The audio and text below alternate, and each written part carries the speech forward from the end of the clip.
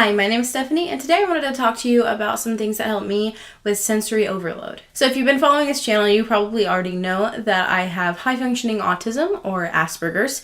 If you haven't seen the video I did on that yet, I will leave it in the description for you to click on to watch before this one. So for me, the effects of sensory overload can kind of build up over time or can be seen very suddenly.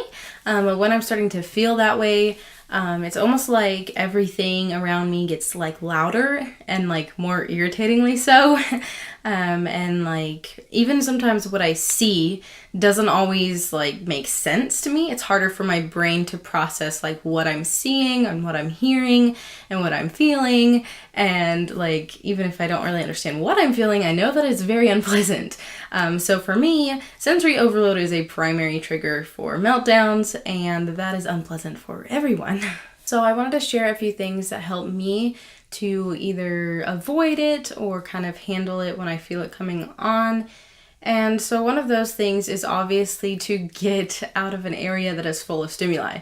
So especially on Sunday mornings for me, there's just a lot of things going on. Service and before and after service, of course everyone's milling around talking, there's music in the background, and there's just a lot of things going on. So if I can, for a minute, if I'm starting to feel overwhelmed, I need to like leave the sanctuary for a moment.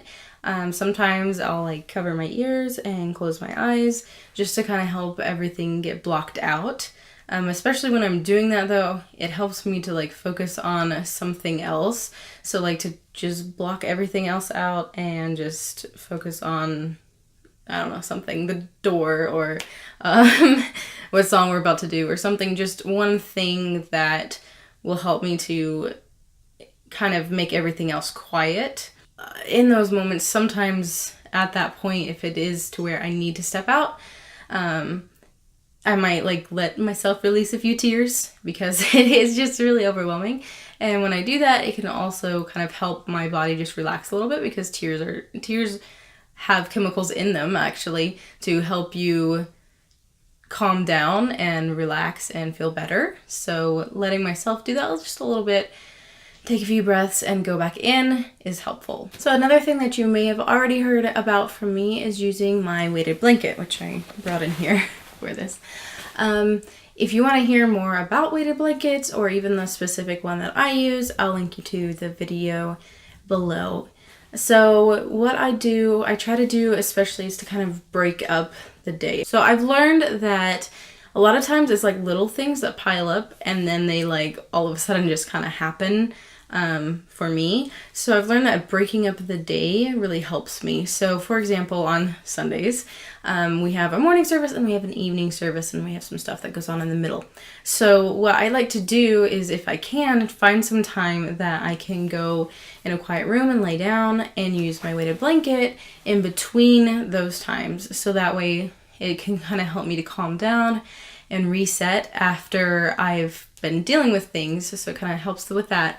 And then it gives me the kind of the recharge and boost to be able to help me tolerate the things that are going to be coming after that. The last thing I wanted to talk about is having someone that I trust and who knows and understands what's going on and what I need near me. So sometimes when I'm experiencing sensory overload and I'm like really getting into kind of a meltdown state, I either need to like straight up get away from everyone, like don't touch me, don't talk to me, everybody just get away from me.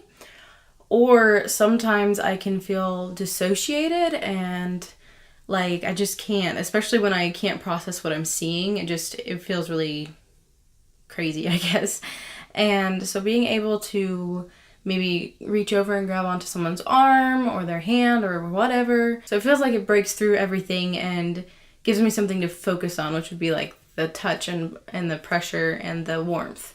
So I don't really understand all the time why that would work or like it doesn't necessarily, a lot of this stuff doesn't necessarily make sense, but I know that it does really, really work for me when I feel like I need it. So having someone nearby who understands kind of what's happening and what to do and is okay if you kind of reach out and grab their hand or something is really helpful when you might not be able to get the words out to ask or to try to communicate what you need or what's going on, because it's really hard to once you get into sensory overload and you're in that place, sometimes it's hard to communicate. So I hope this video helped you in some way, whether to give you some ideas to help with sensory overload or just to give you some insight in what people with autism or Asperger's might be going through. If you like this video, go ahead and give it a thumbs up. Let me know your thoughts in the comments below. And if you haven't subscribed, please do so you can hear more from me. Be looking forward to my next video, and I hope you have a wonderful week. Bye!